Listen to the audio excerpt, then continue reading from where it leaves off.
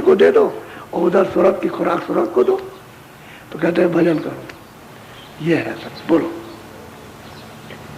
सतगुरु पूरे कहे सुनाई, लगो जाई सतनाम से। अब कहते हैं भाई, जब वो पूरे सतगुरु कहते हैं कि भाई तुमको बीच के भी नाम मिलेंगे, बीच का भी भेद मिलेगा, बीच का भी रूप मिलेगा, बीच के भी दर्शन होंगे, लेकिन यह है कि तुम भजन करते रहोगे और लगे रहोगे और प्रीत प्रतीत के साथ में, तो जो सतनाम है, जो सत्य देश में सतलोक कहते हैं, वहां पहुंच जाओगे, वहां पहुंचा दिए जाओ। अब तो उससे वहीं से आए हो। वही तो कहा करता हूँ। तो जब मैं कहता था, कोई प्रमाण नहीं देता था, तो इनको ये होता था कि भाई सब लोग तो वहां से आए, सत्य देश से आए, और ये परदेश है तो लोग नहीं समझ गया। अब वो पढ़े लिखे, वो देखें भागवत को देखें कि इसमें तो ये कुछ नहीं दिखा, फिर वो गीता देखें तो इसमें भी कुछ नहीं है, और शास्त्रों को देखें, पढ़े लिखे भेद पलटें। तो काशी में उन्होंने हमसे कहा कि भाई हमारे जो हम किताबें पढ़ते हैं, हमको जो बताई गई हमारे धर्म में, तो तुम्हारा धर्म कहाँ से आ गया, आया कहाँ से तुम्हारा धर्म? तो वही दो धर्म तुम्हारा जहाँ से आया वही बात बताई जाती है, दूसरी बात कुछ नहीं है। वही तो समझे नहीं आते। असली बात तो ये, मैंने भाई जब ब्रह्मा ने जब वेद आवाज़ सुन करके तपस्या की, यानी समाधि लगाई, समाधि का मतलब यह है कि उन्होंने आवाज़ को सुना, तो आवाज़ को सुना और उन्होंने हुक्म दिया कि हम जो बोले वो लिख दो। तो उसने लिखा है कि हमने आवाज़ सुनी वो लिखा, हमको जिसमें से आवाज़ ले ली उनका दर्शन नहीं हुआ, साफ लिखा, हमको दर्शन नहीं हुआ। पहले तो वो ये कहते रहे, लेकिन जब आद्या माँ शक्ति ने जब पूछा विष्णु से उससे से कि तुमको पिता का दर्शन हुआ, तो उन्होंने कहा हमको नहीं हुआ। इतने लुच्चे हो, इतने झूठे हो, समझ गए, और तुमने कह दिया हमने पिता का दर्शन किया और दर्शन तुमको, आवाज सुनाई दी तुमको, वो तुमने लिखा, दर्शन नहीं हुआ, तो श्राप दे दिया कि जाओ जगत में तुम्हारी कोई पूजा नहीं करेगा। असली बात तो यह है। और उनसे कह दिया कि जगत में तुम्हारी पूजा इसलिए होगी, विष्णु की और शिव जी की, कि तुमने सत्य बोल दिया कि हमने दर्शन नहीं किया। तो इन तीनों में से जो तपस्या की है, किसी को दर्शन नहीं हुआ। जो सैदल कमल में जो इनके बैठे हुए हैं, जो पिता कहलाते हैं, उनका किसी को दर्शन नहीं हुआ। आद्या शक्ति को उसका भेद मालूम है, तो उसको आदेश दे दिया है कि तो इधर कोई ना आने पाए, और ये इनको बिल्कुल पता न लगे कि मैं इधर बैठा हुआ हूँ, तो फिर इनको अलग कर दिया। तब तो ये सृष्टि का काम संभाल रहे, उत्पत्ति का, प्रलय का, पालन का। ब्रह्मा का काम उत्पत्ति करने का, और विष्णु का काम पालन करने का, शिव का काम संहार करने का। और अपने अपना मुकाम है, कुर्सी है, जैसे कुर्सी पे कि तुम्हारा काम ये, तुम्हारा ये, तुम्हारा ये, वही कुर्सी है, उसमें बैठ के अपना अपना काम कर रहे हैं, अपने अपने काम में। अच्छा, अब ये है, इनको उधर जाने का नहीं है, पता भी नहीं कि उधर कहाँ कैसा है पिता, बस आवाज़ सुन रही है, वही लिखा उन्होंने, वही है असली बात। तो कहते हैं भाई तुमको जब भेद मिल जाएगा, कृपा हो जाएगी, और तो रास्ते का सब, तो तुम चलते चलोगे आगे सतनाम, और सतधाम में सतनाम, वहाँ सतलोक में सतपुरुष, जहाँ से आए वहीं तुम समुद्र में पहुँच जाओगे। वो तो सागर है, उसी में जाके बस गिरे तो वही हो गए सागर। सागर में गिर के कोई नहीं कहता बूंद है, सब कहते हैं सागर है। इतना गंगा जल तमाम नदियों का समेट करके जाता है, ये जमुना और नदियाँ सब गंगा में और गंगा समुद्र में। अब वहाँ जहाँ मिली है तो ये तो कहते हैं आप गंगा सागर, गंगा और सागर भी मिल गई तो सागर हो गई। ऐसे ही सूरत जो उससे अलग हो गई, तभी तो आपका नाम पड़ गया।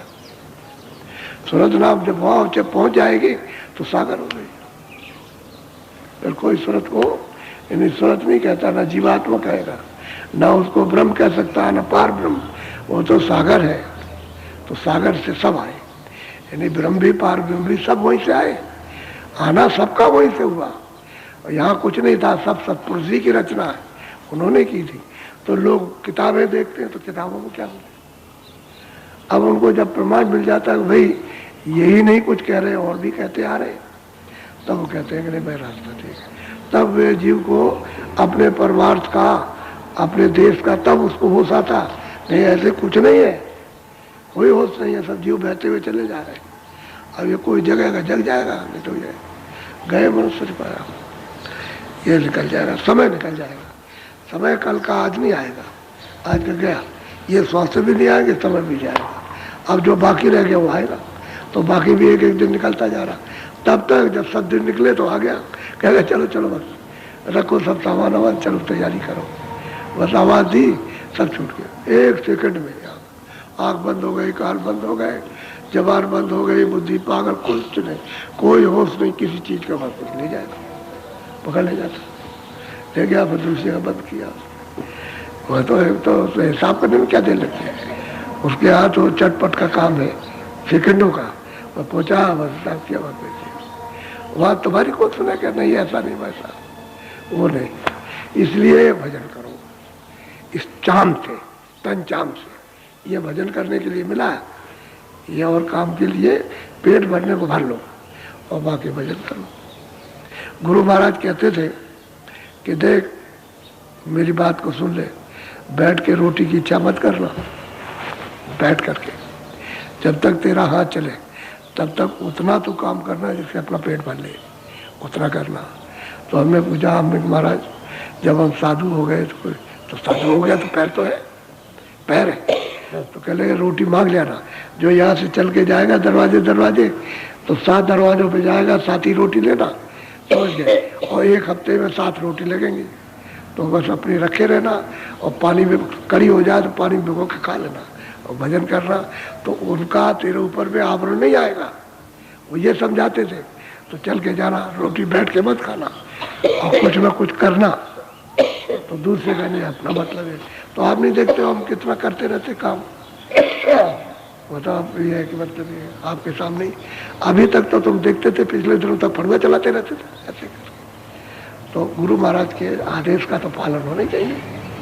जब तक शरीर काम करे तब तक कुछ करो, और जब नहीं करता है तो सभी बैठ जाते हैं। तो कहते हैं कमाई कर रख के करो, और जब हाथ पैर काम नहीं आएगा तो वही कमाई जो की है वही तो अपने काम आती है। जो सब्जी की कमाई धन कमा लोगे वही आपको ले जाएगा, फिर क्या हो सकता।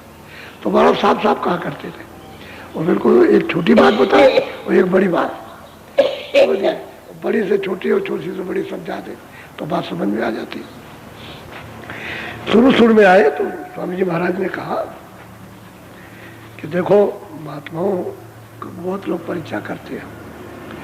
तो हमने पूरी बात तो सुनी नहीं थी, आए थे तो सोचा चलो वहाँ चलेंगे, भजन करेंगे चल के। तो वहाँ चले गए, इधर बांदा जिले में, वहाँ जंगल था, वहाँ बैठ गए जाके। और ये सोचा कि हम किसी से नहीं मांगेंगे, कहीं नहीं जाएंगे, जो गुरु महाराज देंगे उसको यहाँ खा लेंगे। और हम देखते हैं गुरु महाराज यहाँ कैसे पहुँचाते, हम नहीं जाएंगे कहीं। अब ये हट है, ये बहुत बुरी हट है, लेकिन अपनी समझ है। तो वहाँ है एक आदमी कचहरी में आ रहा था, तो ऐसे गाड़ी में बैठा था और बांधा आ रहा था चित्रकूट की तरफ से। तो उसको स्वप्न हुआ, ऐसे उसको नींद आ गई। तो स्वप्न हुआ कि देख एक साधु है, वहाँ मंदिर के पास में एक कुटी है, उसमें एक साधु है, तू 5.25 किलो ले जा, लड्डू चढ़ा दे और तेरा काम हो जाएगा, कचहरी का काम तेरा हो जाएगा। तो अब वो उतर के उसने लड्डू खरीदे। तो उस समय पर लड्डू तो बहुत सस्ते मिलते थे, एक 1.25 रुपये में 12 आने का लड्डू मिला होगा।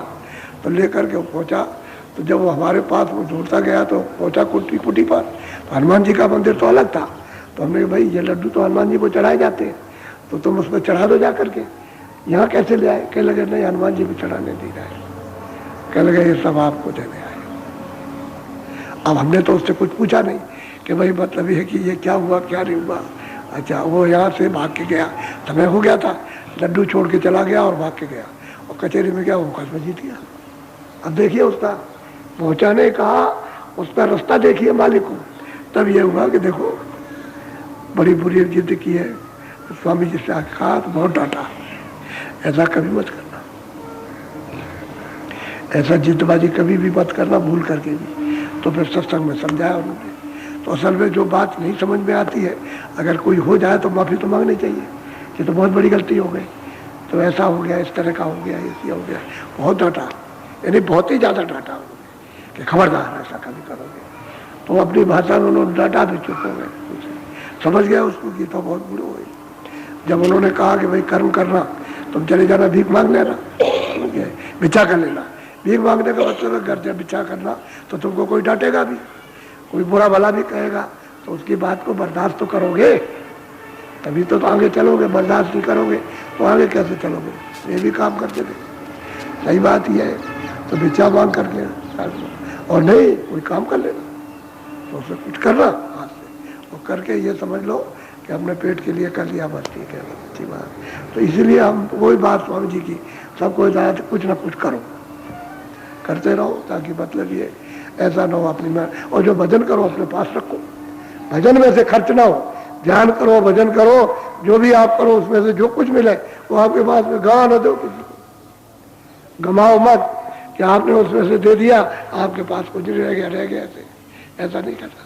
तो हमेशा हर युक्ति को समझाते थे कि ऐसा करना, इस तरह करना, इस तरह करना। फिर गहरे सत्संग होने लगे, उनको वो सब समझाने लगे। तो कहने का यह है कि जो कहें उसको करे, और जो वो करे उसको कभी मत करे, क्योंकि वो तो न मालूम किसकी मसलहत से कर रहे हैं। तुमको जो कह दिया वो करो, वो जो करते उसको कर मत करो। ये भी वो समझाते थे कि भाई वो बच्चों का खेल खेलेंगे। एक दफे बच्चे खेल रहे तो गाड़ी बना रहे थे। ये जो ज्वार के पेड़ होते हैं उसमें अंदर निकलता है उसका सफेद सफेद, उसकी उन्होंने पहिया बनाया स्वामी जी ने, और गाड़ी बनाई, और फिर उसमें ले जा करके ऐसे उसको दौड़ाया। कहा रे बच्चे इसमें बैठ जा। वो छोटे लड़कों से कहा बैठ, हम गाड़ी ले चलेंगे ऐसे। तो उसमें बैठा लिया, जैसे उसमें बैठा और टूट गया। तो लड़का रोने लगा, कहने लगे फिर बना लेंगे, फिर बैठाएंगे तो